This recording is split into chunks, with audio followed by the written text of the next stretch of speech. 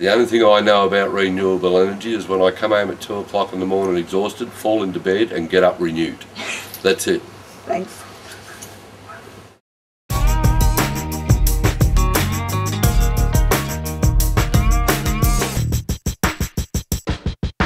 Early 1950s double brick house. It's got no energy efficiency at all. It's cold, but lots of character, we think, and you know, it needs a lot of work when it comes to energy. Actually, it does have some energy efficiency. Where would that be? Well, we had the woman come and do one of those assessments on the house, and we did quite well with our fridge. Fibre sheet. So how many bedrooms have you got here? 4. 4. Yep. Yeah. And how's the house and your domestic situation powered here? Is it all electricity or you've got a bit of... We've got gas for cooking, and the rest is power. Wood heater with a fan. As you can hear in the background, wash machine. And heating, we've got air conditioner and 2 heat banks. Okay. As backup as well. It's pretty cool in summer. The double brick's pretty good, and we stick over that side of the house, and it's not too bad. Good ventilation as well. Yeah. A house on a block of ground, no fencing, 1 tree, and took me a week to get all this grass cut, so I cut it down by putting my garden in individually and then putting the carpet down so the lawn won't grow. So that helps me. But the red stores dates back to the gold rush, so it's at least sort of 1860s minimum, and it's an old building that has been rebuilt, it's been re-stumped and re-roofed. However, it is essentially as it was right from there. It's been operating continuously, I think, until 1983 as a general store. These days I run it as a collectibles, homewares type store. We're tourism based, although we have a good following in the local area. And as such, the shop is quite old, with various problems that come with an old building.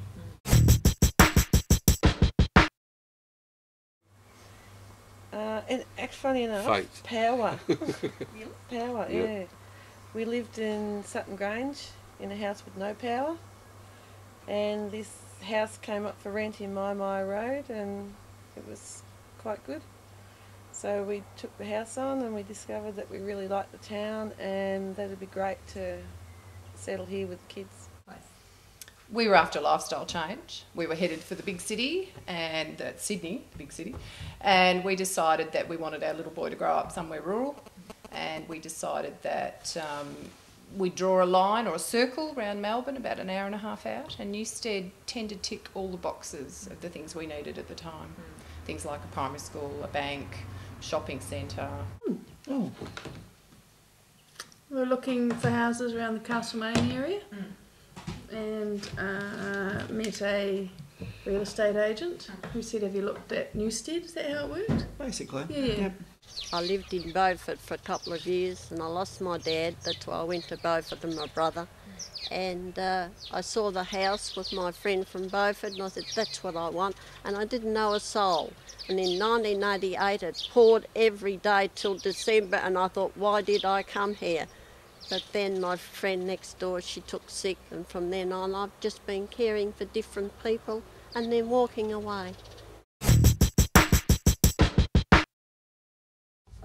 We nearly gagged on our coffee when we got the bill. Yeah. Huge. About Really? $700, I think. Yeah, the last one I got a couple of weeks ago was about $700.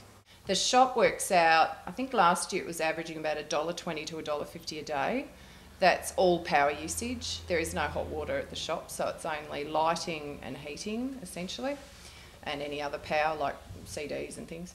And the house, well, to give you an idea, our last combined bill for the winter period was $900. On average for your... I don't know. Oh, cut.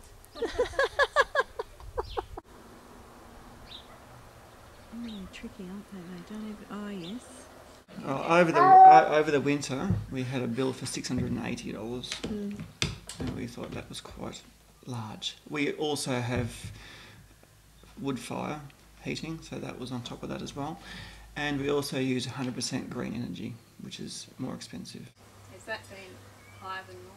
It's average. It's average for our winter concession. It has been because Hayley has a room in the shed over there, and she also runs the oil heater, so that's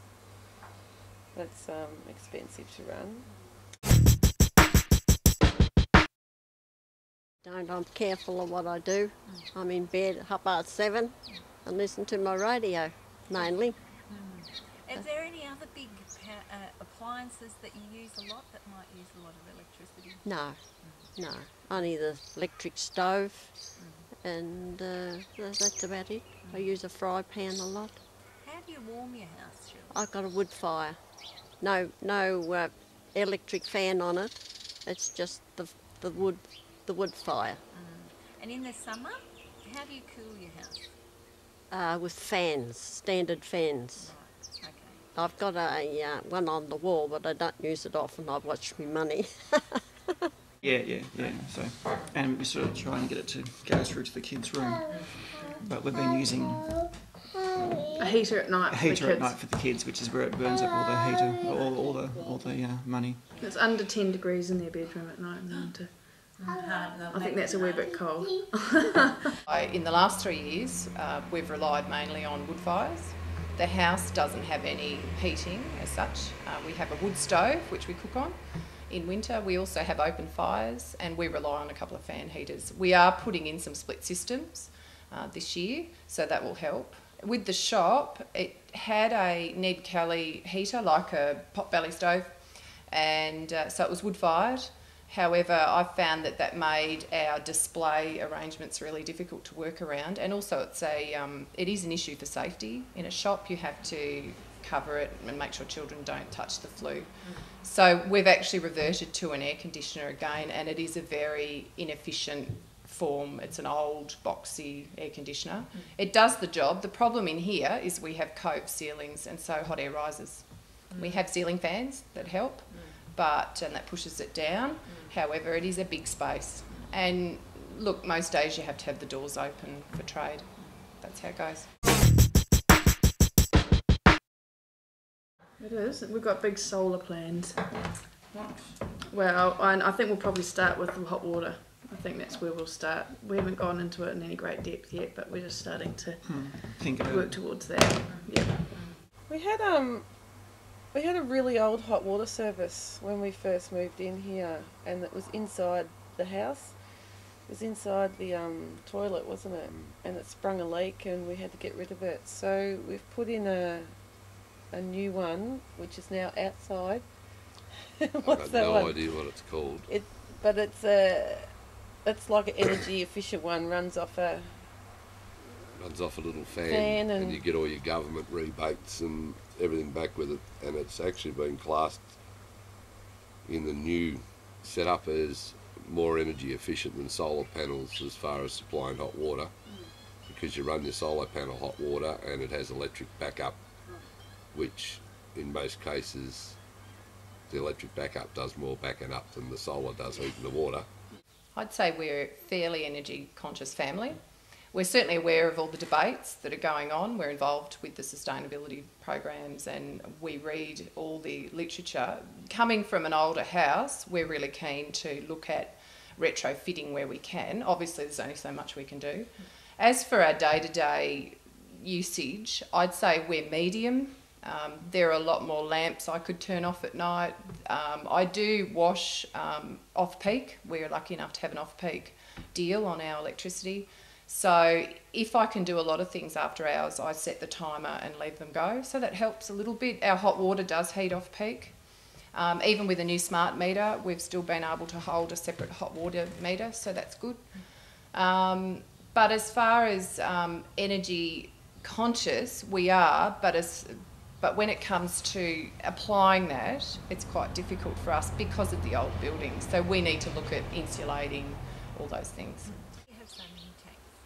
Oh, well, it was so dry for 10 years. I had to do something when I got the water. I just had to take it out of there because you couldn't water the garden. It was terrible. I lost a lot of plants. Now I'm just going in for bulbs mainly.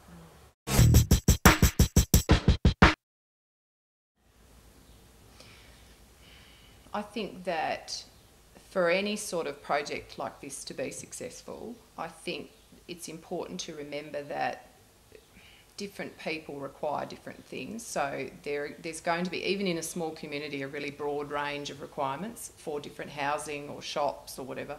But I think from a business angle, and I think the current economic climate, I think the hip pocket is going to be one of the most important things. You always think about it, but the reality is it's always a cost factor. I mean, in everything anybody wants to do, people will know that something is better to do, but if it's not cost efficient, people's budgets only stretch so far. It's interesting to note, I remember my husband got one of the first mobile phones 25 years ago. He was a technician and on call, and I swear it was the size of an esky, and at the time ridiculously expensive. So I think over time solar as one renewable energy source has and is becoming a lot more affordable, and the panels are lasting longer. So the technology is now catching up, and therefore the price is coming down. If they want the town to back it, and they want everybody on, or as many people as they can, to come on board, I think in all aspects the greatest thing you or anybody would really have to do their homework on is the cost efficiency of it. Because you're not going to get people to back it. It's a little bit like the scenario that I just told you about the hot water system. You're not going to get people to back it, or you're not going to get enough followers to make it fundable, right, if it's not cost efficient in setting it up. In some small way, I think every business could do something. Again, it'll be a matter of the hip pocket and how much it would cost or what is applicable to their business. But from our perspective, I think that we would be interested in insulation is a really basic way to start, and then things like low energy light globes. I mean, we can start small.